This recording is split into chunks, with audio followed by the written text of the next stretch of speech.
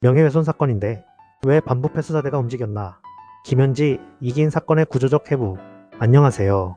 정치 뉴스도 MRI 찍듯 단면부터 보는 현명한 의사 민수 오빠의 미래머니 클리닉입니다. 오늘 우리가 보는 건 누가 맞다 틀리다가 아니라 왜 이 사건이 이 방식으로 굴러가고 있는가입니다. 1부 사건 요약은 단순하다. 구조부터 정리하자. 이긴 사무총장이 김현지 대통령실 제1부속실장의 과거 성남시의회 난입 사건 영상을 공개했다. 이미 유죄 판결 벌금형이 있었던 공적 기록이 남아있는 사건이다. 그런데 친명 성향 단체가 명예훼손으로 고발했고 경찰은 이 사건을 분당경찰서 경기남부경찰청 반부패 경제범죄수사대로 사흘 만에 이첩했다. 여기서부터 비정상이다. 2부 명예훼손은 어떤 죄인가? 법 구조부터 보자.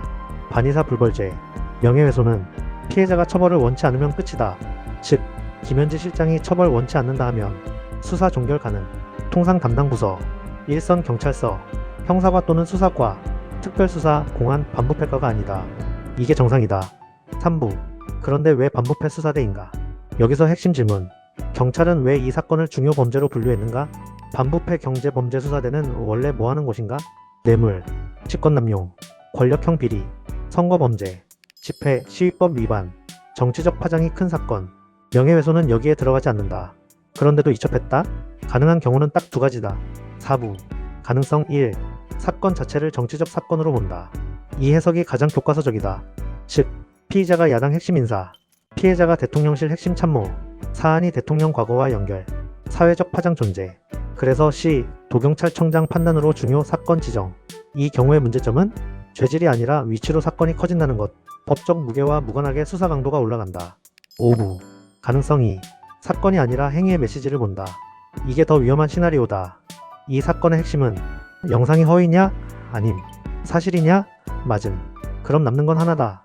왜 지금 왜 공개했느냐? 즉, 목적성, 정치적 의도, 파급 효과. 앞으로도 이런 걸 할 거냐? 이걸 들여다보는 수사는 형사 수사가 아니라 행위 통제에 가깝다. 그래서 반부패 수사대가 어울린다. 6부. 고발 사흘 만에 이첩의 의미. 이건 진짜 중요하다. 보통 사건 흐름은 이렇다. 고발 접수, 담당 배당, 사실관계 1차 검토, 필요시 상급 이첩, 최소 수주. 그런데 이 사건은 사흘. 이건 민원 검토 끝난 속도가 아니다. 증거 검토 속도도 아니다. 처음부터 이첩이 전제된 사건일 가능성이 높다.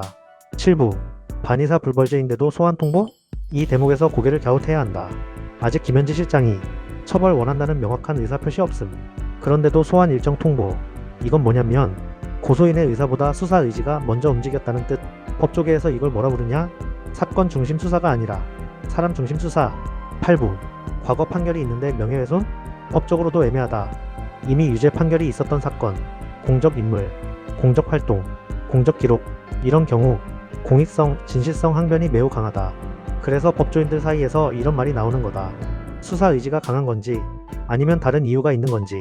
9부. 이 사건의 정치적 효과. 이 수사가 만들어내는 효과는 명확하다. 1. 직접 효과. 이기인 개인 압박, 야당 메시지 위축. 2. 간접 효과. 과거 파도 다시 꺼내면 이렇게 된다.